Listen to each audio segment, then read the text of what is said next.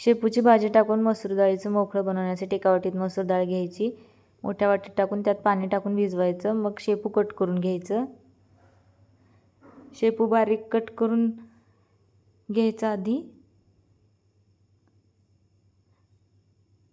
शेपू कट करून झाले की थोडी कोथिंबीर कट करून घ्यायची.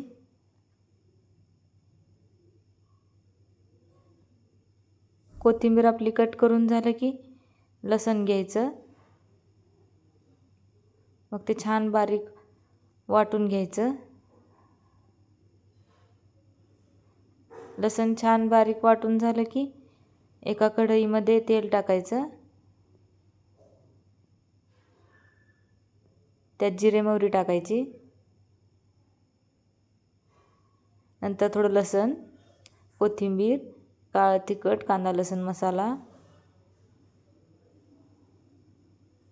थोडं लाल तिखट, मग डाळ टाकायचं. लगेच शेपूची भाजी टाकायची.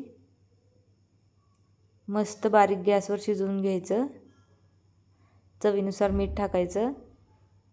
थोडं शेंगाचं कूट टाकायचं. झाली आपली रेडी भाजी.